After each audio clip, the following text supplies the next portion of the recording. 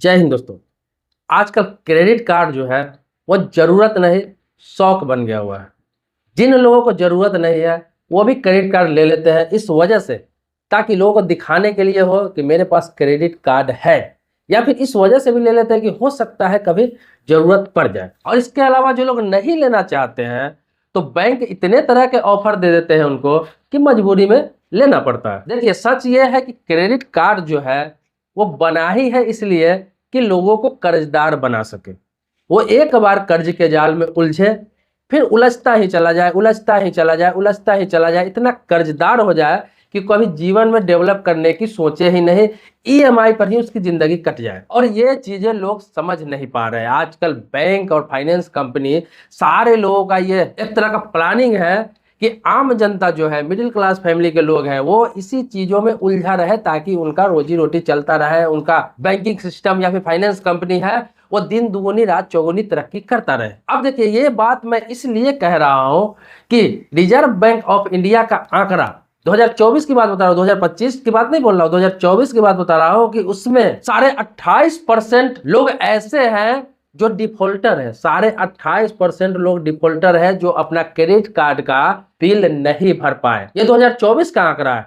2025 का आंकड़ा अभी जब निकलेगा तो ये लगभग 32% से 35% के आसपास आएगा जो लोग अपना क्रेडिट कार्ड बिल नहीं भर पा रहे हैं, नहीं दे पा रहे हैं। बताइए, इतनी बुरी स्थिति है। मतलब कि 100 में से 28, 30, 35 लोग ऐसे हैं जो बिल भरते ही नहीं है, सिर्फ उस पर सामान खरीद लेते हैं या फिर एटीएम से जाकर पैसा निकाल लेते हैं, क्रेडिट कार्ड से यूज कर लेते हैं और बिल भरते ही नहीं और डिफॉल्टर घोषित हो चुके हैं। नुकसान की बात करो तो आरबीआई ने आंकड़ा जारी किया था 2024 में, बैंकों का 6,742 करोड़ रुपया अभी तक क्रेडिट कार्ड का डूब चुका है, लोगों ने बिल नहीं भरा। ये सिर्फ 2024 का आंकड़ा बता रहा हूँ, 24 तक का 6,742 करोड़। समझिए कितना बड़ा आंकड़ा है। ये 25 का आंकड़ा तो आना ही बाकी है। और एनपीए का बात करूं तो 2 से 3 लाख करोड़ रुपया एनपीए है। एनपीए मतलब नॉन परफॉर्मिंग एसेट्स, जो सही समय पर बिल नहीं भर पा रहे हैं, इतना पेमेंट है। और जो मैंने 6,742 करोड़ रुपए बताया वो डिफॉल्टर का है, जिन्होंने पैसा दिया ही नहीं, वो डिफॉल्टर हो चुके हैं, मतलब वो देंगे ही नहीं। तो आप लोगों से यही कहना चाहूंगा कि देखिए, क्रेडिट कार्ड उनके लिए है जो अधिक कमाता हो, जिनके पास पैसे है। क्रेडिट कार्ड उनके लिए नहीं है कि जिनके पास पैसे नहीं है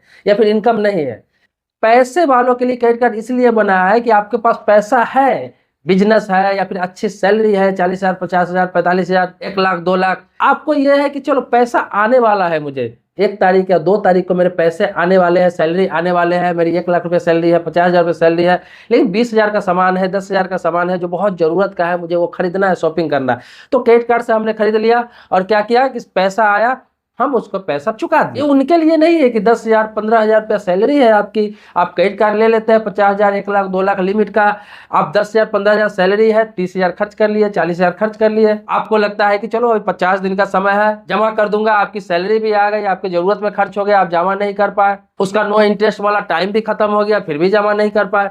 आपका क्या इंटरेस्ट हो जाता है, अगर फ्री इंटरेस्ट वाला जब टाइम खत्म होता है ये 50 दिनों वाला, उसके बाद आपको ये लगभग 28 से 42% तक का इंटरेस्ट आपको देना पड़ सकता है और आप बहुत मुसीबत में पड़ जाएंगे। छोटा सा अमाउंट भी इतना बड़ा हो जाएगा कि आप उसे अपनी सैलरी से नहीं चुका पाएंगे, अगर वो 10,000, 15,000, 20,000 रुपए की आपकी सैलरी है तो। इसीलिए अगर आप कार्ड यूज भी कर रहा है, कम सैलरी है आपका, तो आप लिमिट में ही खर्च करें। 2,000, 4,000, 5,000 आपको लगे कि मेरी इतनी सैलरी है, इतना खर्चा करके मुझे जो पैसा बचता है मैं उसको दे सकता हूँ, उसी हिसाब से खर्च करें। भले ही कितना भी ऑफर में, कितना भी छूट में मिल रहा है, मत ले अगर रेगुलर क्रेडिट कार्ड यूज करना है तो। अन्यथा जब आप उस लायक बन जाते हैं, आपकी सैलरी अच्छी खासी हो जाती है, आप बिजनेसमैन है या फिर अच्छे दुकानदार है, आपको हमेशा जरूरत पड़ता रहता है, समय पर आप अच्छा ट्रांजेक्शन करते रहते हैं, तभी क्रेडिट कार्ड का उपयोग करें। क्रेडिट कार्ड को मजाक नहीं बनाए। आजकल क्या है, स्टूडेंट भी क्रेडिट कार्ड ले रहा है, कोई बेरोजगार भी क्रेडिट कार्ड ले रहा है, कोई 2, 4, 5, 10 रुपए कमाने वाला महीने का वो भी क्रेडिट कार्ड ले रहा है, जो अपने बाप दादा के पैसे पे पल रहे हैं वो भी क्रेडिट कार्ड ले रहा है। क्रेडिट कार्ड मजाक बन गया हुआ है और ये आपको फायदा नहीं हो रहा है। आप सोचते होंगे कि पैसा मैं डिफॉल्टर हो गया, मैं एनपीए में चला गया, मैं नहीं दे रहा हूँ क्रेडिट कार्ड का पैसा। आप फायदा भी नहीं जा रहा है, अब जीवन भर के लिए आपके ऊपर एक दाग लग जाता है, जीवन भर के लिए। क्रेडिट कार्ड का पैसा नहीं देने का मतलब है कि भले ही बैंक कंपनी आपको कुछ ना कर पाए, कम रकम रहेगा तो चलो वो छोड़ भी देगा, आपको नोटिस वगैरह दे के बार बार नोटिस देगा, आपको टॉर्चर करेगा। लेकिन अगर ज्यादा रकम है, 50,000, 1 लाख, 2 लाख रुपया है, तो कंपनी या बैंक कोर्ट तक चला जाता है, फिर आपके घर पर पुलिस तक आएगी, आपको बेइज्जती सहना पड़ेगा, आप पर कानूनी कार्रवाई होगी, आप पैसे नहीं देने पर जेल भी जा सकते हैं, आपको डबल ट्रिपल जुर्माना भी हो सकता है। छोटा मोटा अमाउंट है 2,000, 4,000, 5,000, 10,000 तो बैंक या फिर फाइनेंस कंपनी बर्दाश्त कर सकता है, मैक्सिमम वो 15,000, 20,000 रुपए तक भी बर्दाश्त कर सकता है।